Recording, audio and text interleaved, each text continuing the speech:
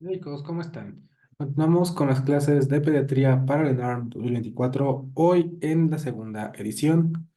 Vamos a comenzar con un tema importante que es desnutrición, en la cual nos dice la GPC que la desnutrición proteico-calórica va a ser un estado patológico, inespecífico, sistémico y también potencialmente reversible, y se origina como resultado en la deficiente incorporación de los nutrimentos a las células del organismo y se va a presentar con varios grados de intensidad, así como manifestaciones clínicas de acuerdo a factores ecológicos. Hay varias formas de clasificarlo. La GPC nos dice una, pero el ENAR nos ha preguntado más de una. Entonces, lo primero que debemos diferenciar es entre el marasmo y el kwashiorkor. Muy bien, entonces, por ejemplo, vamos a ver que del lado del marasmo tenemos una insuficiencia en el crecimiento, una emaciación presente y muy notoria, pero no vamos a presentar edema. Generalmente no hay edemas en el cabello, en el marasmo, tampoco hay dermatosis en el marasmo. El apetito en el marasmo es bueno, la anemia está presente en el marasmo, no hay grasa subcutánea y el rostro es caquético en esa situación, a diferencia del kwashiorkor, que es el desnutrido que se ve como gordito. Aquí tenemos igual insuficiencia del crecimiento, hay una emaciación presente, pero con aumento del perímetro abdominal. También en este caso, pues como la pérdida de calorías también incluye pérdida de proteínas, el paciente va a tener edema. También es común que presenten cambios en el cabello y dermatosis. En el kwashiorkor, para colmo, el apetito es pobre, si tienen anemia, si tienen grasa subcutánea, pero está reducida y el rostro pues igual es edematoso. Vámonos a la evaluación. Nos dice la GPC que el estado nutricional se va a evaluar mediante una buena historia clínica y se va a clasificar en función de los siguientes parámetros antropométricos, donde tenemos el cálculo para el déficit de peso para la edad, peso para la talla y medición de la circunferencia media del brazo. Ahora, se considerará como severamente desnutrido pacientes que tengan un peso para la edad inferior al 60%, un peso para la talla menor al 70%, con emaciación visible, sobre todo en área glútea, y estructuras óseas visibles en tórax, y con una medición de la circunferencia media del brazo inferior a 110 milímetros, o sea, equivalente a -3 de Z-score para la edad entre 7 y 39 meses de edad y -4 de Z-score entre 30 y 60 meses. Ahora es importante saber que el manejo inicial del niño desnutrido grave va a ser en medio hospitalario. Las razones son un montón: síndrome de realimentación, falla de medro o que tenga alguna otra alteración o desequilibrio que requiera monitorización. Ahora, en cuanto a la hipoglicemia, hay que saber si el paciente está consciente o inconsciente. En caso de que el paciente esté consciente, la GPC nos recomienda dar un bolo oral o por sonda nasogástrica de 50 mililitros de solución glucosada al 10%. O en su defecto, diluir una cucharada cafetera de azúcar por cada 3,5 cucharadas cafeteras de agua. Y se debe dar la primera toma de leche después de esto y alimentar después cada 2 horas. Después, en el paciente inconsciente, se recomienda solución glucosada al 10% a dosis de 5 mililitros kilo por vía intravenosa o en su defecto 50 por vía nasogástrica y seguir con un bolo de 50 mililitros de solución glucosada al 10%. Ahora, aquí tenemos la famosa clasificación de Waterlow, en donde tendremos el paciente desnutrido agudo, el crónico agudizado, el crónico armonizado y el normal, en donde como vemos va por la relación talla-edad, peso y peso-talla. Que es importante que si tenemos una relación peso-talla y talla para la edad en grado 0 a 1, estamos ante un paciente normal. Pero si ya tenemos que quizá hay un cociente de peso-talla bien, digo de talla para la edad bien, o sea, hasta cierto punto iba creciendo bien, pero el peso está bajito para esa talla, es una desnutrición aguda. En el caso de que tengamos una talla para la edad baja y un peso talla bajo, pues entonces este paciente lleva mucho tiempo desnutrido, por eso no crece. Y finalmente, si tenemos un paciente con un peso talla hasta cierto punto normal, pero una talla baja, pues es lo que llaman un desnutrido crónico armonizado. En cuanto a los desequilibrios hidroelectrolíticos, tenemos alteraciones frecuentes, conmoción, retención de sodio por el edema, exceso de sodio corporal por retención del mismo, aún en presencia de hiponatremia, es decir, dilucional, déficit de potasio con hipocalemia y déficit de magnesio y zinc con concentraciones plasmáticas de ambos bajas. Todo esto por desnutrición. En cuanto al tratamiento, no se debe corregir la hiponatremia con aporte extra de sodio, sino más bien restringir el aporte de líquidos. Tampoco se recomienda agregar sodio a la alimentación. En caso de deshidratación, se recomienda emplear solución con contenido moderado de sodio y también agregar el aporte de los de los electrolitos que se necesiten. Por ejemplo, en el caso de potasio, se recomienda una dosis de 3 a 4 miliequivalentes kilo día y de magnesio 0,4 a 0,6 miliequivalentes kilo día. Y se deben diluir estos electrolitos en la fórmula. En cuanto a las infecciones en el paciente desnutrido, nos dice la GPC que los signos usuales de un proceso infeccioso general no se van a observar en este tipo de pacientes y los datos clínicos generalmente puede ser por hipoglicemia. Por lo tanto, se recomienda de rutina dar a todo paciente hospitalizado antibiótico de amplio espectro por 7 días, al menos por vía de práctica clínica. Solo es para su ENARM. Si no tenemos complicaciones, se puede dar trimethoprim sulfamethoxazol. En infección detectada, ya sea por hipotermia o por hipoglicemia, se puede dar ampicilina y gentamicina. Y pacientes sin mejoría en 48 horas, se recomienda escalar a cloranfenicol. Recuerden esto, solo para su ENARM. En cuanto a micronutrientes, todo paciente se le debe dar vitamina A, una dosis en los días 1, 2 y 14. Para mayores de 12 meses, la dosis es de 200.000 unidades. Para niños de entre 6 y 12 meses, 100.000 unidades. Y para niños de 0 a 5 meses, 50.000 unidades. También se recomienda ácido fólico, el día 1, 5 miligramos y en los subsecuentes 1 miligramo. En el caso de zinc, 2 miligramos kilo día. Cobre, 0,3 miligramos kilo día. Y en cuanto al hierro, 3 miligramos kilo día. Pero el hierro no se debe dar antes de la segunda semana de incremento sostenido de peso. Ahora, para la realimentación, al realimentar se limitará el aporte hídrico a 100 mililitros kilo día en niños con edema y 130 mililitros kilo día en niños sin edema. El aporte proteico de 1 a 1,5 gramos kilo día y se incrementará hasta llegar a los 4 a 6 gramos kilo día. Finalmente, se debe vigilar la ganancia de peso y esto se va a considerar adecuado cuando tenga 10 gramos kilo día o en su defecto 100 gramos a la semana. Ahora vámonos del otro lado. Vamos a hablar de sobrepeso y obesidad en el niño. De acuerdo a la GPC, la obesidad se define como una enfermedad sistémica, crónica, inflamatoria y recurrente, y esta no es exclusiva de países económicamente desarrollados, donde vamos a presentar acumulación anormal o excesiva de grasa corporal con riesgo de complicaciones a nivel sistémico. ¿Cuáles son los factores de riesgo para que un niño presente obesidad?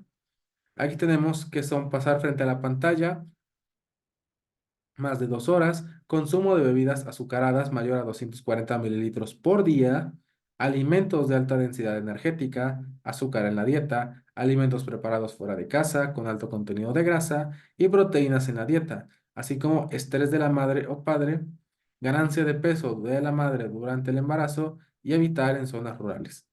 ¿Cuáles son los factores protectores para que los niños no tengan sobrepeso u obesidad? Trasladarse a la escuela caminando o en bicicleta, ejercicio aeróbico 3 veces por semana de 30 a 90 minutos, actividad física 2 a 3 horas por semana, así como realizar comidas familiares, desayunar en casa, dormir bien y la lactancia materna. Para el diagnóstico, ese se realiza mediante el índice de masa corporal, pero como veíamos en la clase anterior, esto es cuando el IMC es mayor al percentil 95 para la edad, género y población de referencia. Por lo tanto, la guía nos recomienda la medición del IMC en niños a partir de los 2 años de edad como criterio diagnóstico para sobrepeso y obesidad. Y también nos recomienda utilizar bioimpedancia para el diagnóstico de obesidad de niños y adolescentes que presenten IMC normal, pero que tengan factores de riesgo o sospecha clínica de adiposidad. Esto pues para saber exactamente cuánto de ese tejido que tiene el niño, pues realmente es grasa. Aquí vamos a tener entonces un algoritmo. ¿Qué nos dice? Niños y adolescentes que acuden a los servicios de salud por cualquier motivo requieren una evaluación clínica nutricional. Aquí vamos a valorar una antropometría normal sin factores de riesgo. Se continúa con seguimiento del niño sano. Si tiene una antropometría normal pero tiene factores de riesgo, se debe incluir en un programa de prevención de sobrepeso y obesidad. Si ya tenemos antropometría anormal sin factores de riesgo o con factores de riesgo, o sea, solamente ya está alterada la antropometría, entonces se debe realizar estudios bioquímicos como glucosa sérica y perfil lipídico. Para este caso, debemos saber si ya estamos ante un síndrome metabólico o en su defecto ya estamos ante un paciente con diabetes. En caso de que sí, pues se debe referir a pediatría o endocrinología pediátrica. Y en caso de que no, pues también se debe incluir en un programa de tratamiento de sobrepeso y obesidad. Vamos con un tema un poco más complicado, que son las alteraciones visuales en el niño. Por definición, la función visual se subdividirá en cuatro niveles: una visión normal, una discapacidad visual moderada, una discapacidad visual grave y la ceguera. Y hay que saber que la discapacidad visual moderada y la grave se reagrupan bajo el término de baja visión, y la baja visión y la ceguera van a representar el total de casos de discapacidad visual. Ahora, la GPC nos habla de que los errores de la refracción son trastornos comunes, en los que el ojo como tal no puede enfocar claramente las imágenes, y el resultado será una visión borrosa, que en ocasiones va a resultar en discapacidad visual. De acuerdo a la GPC, hay tres errores de refracción muy comunes, que son la miopía, o sea, dificultad para ver objetos distantes; hipermetropía, dificultad para ver objetos cercanos; y astigmatismo, el cual es una visión distorsionada por la curvatura normal de la córnea. Ahora, vamos a ver el abordaje inicial en el paciente con alteraciones visuales. Aquí tendremos que un niño de término debe rechazar la luz brillante cuando ésta se dirige de forma independiente a cada ojo. Si se acuerdan, incluso cuando hablábamos de los hitos del desarrollo, había secciones en las que nos decía que era preocupante que el niño no respondiera al estímulo visual o estímulo luminoso. Ahora, ante un estímulo luminoso intenso evaluado de forma individual para cada ojo, el recién nacido debe cerrar ambos ojos de forma inmediata en respuesta a la intensidad luminosa. Y la evaluación se considera normal a la apertura de los ojos cuando la luz se apaga. ¿Cuál es el desarrollo visual esperado en un lactante? Nos dice la GPC que los niños son capaces de fijar objetos con la mirada entre la cuarta y la sexta semana de vida. Ahora, a las 6 semanas de edad, se recomienda que los niños comiencen a sonreír a un rostro humano. Y entre los 2 y 3 meses de edad, el niño debe ser capaz de seguir objetos con la mirada. Vamos a ver que en el preescolar el desarrollo visual se evalúa por medio de la agudeza visual lineal de letras, y lo esperado es que tenga de 20-50 entre los 36 y los 47 meses de edad y 20-40 de los 48 a 72 meses de edad. Muy bien, ya que hablamos esto, vamos a hablar un poquito de epidemiología, donde vamos a ver la frecuencia de las distintas enfermedades. Por ejemplo, la GPC nos dice que el estrabismo tiene una prevalencia de 4%, mientras que la ambliopía de 2 a 3%. En cuanto a los errores refractivos, nos dice que la miopía se presenta hasta en el 9% de los niños de 5 a 17 años de edad, la hipermetropía 13%, y el astigmatismo en un 28%. Para la exploración física, debe incluir primordialmente desde el nacimiento hasta los 2 años de edad, con una inspección externa de los ojos, párpados y órbitas, fijación, alineación y movimientos oculares, exploración pupilar, examen del reflejo rojo o llamado también el reflejo de Bruckner, exploración del reflejo corneal o la famosa prueba de Hinchberg, y evaluación de la agudeza visual. En cuanto a los reflejos pupilares, llámese fotomotor y consensual, estos ya van a estar presentes a partir de la semana 32. Por lo tanto, son buenos para evaluar la integridad de la vía visual. Si ustedes no saben qué es el reflejo rojo de Bruckner, bueno, la GPC también nos dice cómo se realiza. Aquí se utiliza la transmisión de la luz a partir de un oftalmoscopio, a través de todos los componentes normales transparentes del ojo, o sea, la película lagrimal, la córnea, el humor acuoso, el cristalino y el humor vítreo. Esta se refleja en el fondo de ojo y se transmite a través de los medios ópticos y por la apertura del oftalmoscopio. Entonces, es el ojo rojo, nada más. Pero cualquier factor que impida o bloquee esta vía dará una normalidad al reflejo rojo, y es cuando entras en pánico y te preocupas. Bien, aquí vamos a tener algunas de las alteraciones esquematizadas. Vamos a ver aquí, por ejemplo, en cuanto al reflejo rojo.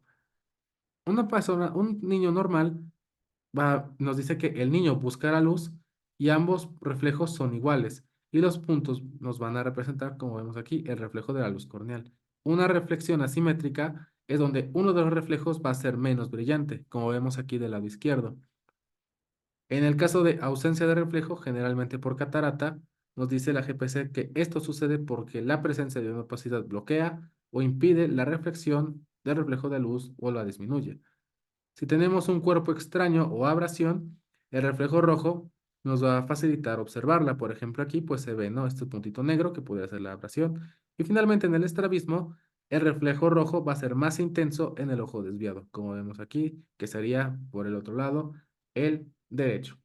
Ahora, vamos a ver la periodicidad de la evaluación oftalmológica de acuerdo a la edad. Nos dice que los recién nacidos se les debe realizar historia ocular, inspección externa de párpados y ojos, reflejo rojo, examen pupilar y agudeza visual por fijación y seguimiento visual. De los 6 a 12 meses son los mismos exámenes, pero agregamos evaluación de la motilidad ocular. De 1 a 3 años son los mismos exámenes, pero vamos a agregar agudeza visual para la edad por medio de optotipos.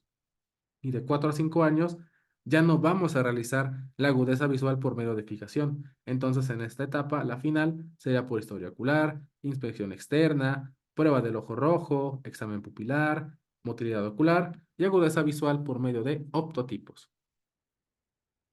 El último tema de hoy, uno complicado, que es maltrato infantil.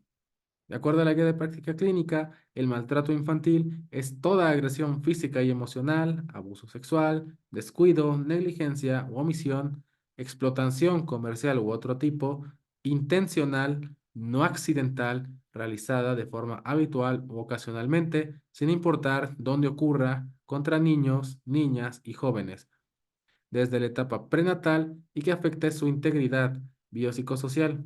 Esta cuando es ejecutada por una persona, institución o sociedad. Y el abuso físico involucra pegar, sacudir, aventar, envenenar, quemar, escaldar, ahogar, sofocar o cualquier otra forma de daño físico al niño. Y este puede ser causado cuando un padre o cuidador deliberadamente fabrica los síntomas induciendo enfermedad en el niño.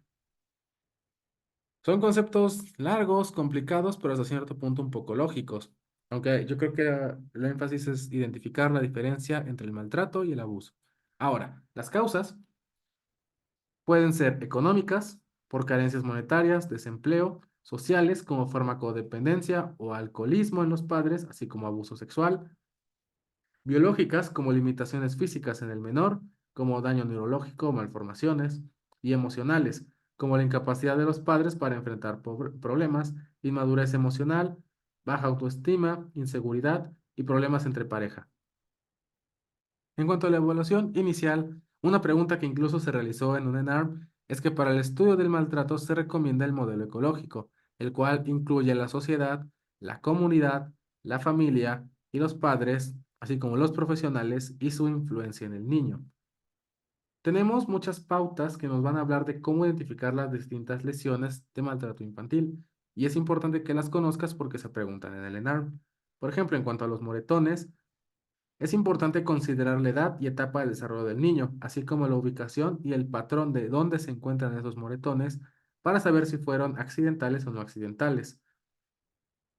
Cuando es por maltrato, generalmente vemos que estos son en los niños que no se mueven por sí solos, hematomas en los bebés, hematomas o moretones en cara, con excepción de la frente, espalda, abdomen, brazos, nalgas y manos, contusiones que se ven alejados de las prominencias óseas, múltiples contusiones agrupadas de forma uniforme y lesiones que llevan la huella del objeto o incluso una ligadura.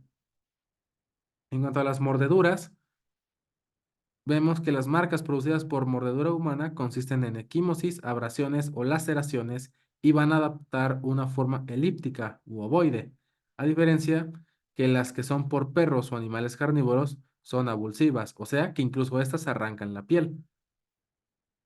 Por lo tanto, debido a que cada persona tiene su propia mordedura, el odontólogo forense puede parear modelos dentales de mordidas hechas por el sospechoso. Pero aquí viene lo importante, o qué nos dice la GPC, que la arcada dentaria humana tiene una distancia intercanina de más de 3 centímetros. Por lo tanto, una mordida de un niño sería aquella que tiene una distancia intercanina menor de 2,5 a 3 centímetros. Y también, pues ya vimos, las mordeduras por animales suelen ser con abulsión, o sea que arrancan la piel del niño. O también nos pueden ayudar a diferenciar automutilaciones por el niño, pero de nuevo, esa sería menor a 2,5 centímetros de distancia intercanina. Y también deben considerarse abuso infantil cuando un prepuber presenta equimosis o chupetones y considerarse maltrato infantil cuando las mordeduras se han provocado por niños mayores y sin mediar actividades de juego. Otra muy importante es la alopecia traumática, de donde como tal no hay evidencia que documente la asociación entre la pérdida de cabello y el abuso infantil, pero se sospecha, ya que la pérdida de cabello por arrancamiento sí constituye un signo de abuso infantil. Sin embargo, es muy importante preguntar y asegurar quién la produjo, ya que la pérdida de cabello inexplicada es una lesión poco frecuente y se debe sospechar cuando se presenta en zonas combinadas de zonas de pelo sano y zonas arrancadas sin una distribución determinada, cuando hay diferente longitud de pelo en una zona del cuero cabelludo y cuando la localización de la alopecia es occipital u occipito parietal. Y se debe realizar diagnóstico con tricolomanía, enfermedades dermatológicas como tiña y alopecia areata. Para las fracturas, se debe sospechar abuso infantil cuando el niño presenta una o más fracturas en ausencia de condiciones que las predispongan a tener huesos frágiles, como osteogénesis imperfecta u osteopenia. Estas van a ser fracturas en diferentes estadios de presentación, o sea, varias fracturas con diferente temporalidad, evidencia radiológica de fracturas ocultas, como fracturas costales, fractura o luxación en niños menores de 2 años, sobre todo porque estos todavía no deambulan y sería muy difícil, y fracturas múltiples o bilaterales con varios estadios de evolución. Para la atención inicial ante un menor en peligro, lo primero es asegurar su protección. Por lo tanto, esto va a depender que ante un menor en riesgo se debe asegurar su salvaguarda y tratar las lesiones que presenta, valorar la severidad de las lesiones y si requiere manejo hospitalario.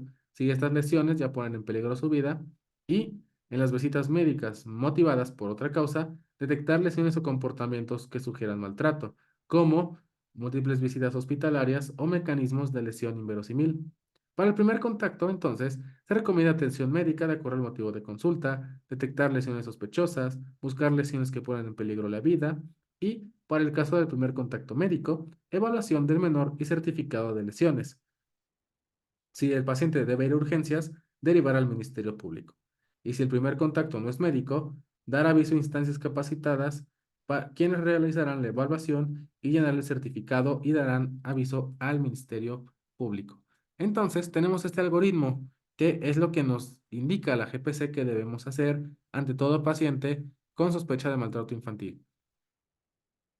Esta guía es considerada para menores de 5 años, por eso comienza así el algoritmo. Ingresa paciente menor de 5 años, sobre todo si éste tiene menos de 2. Valoración por médico tratante y valorar si debe ser revisado por oftalmología y neurología.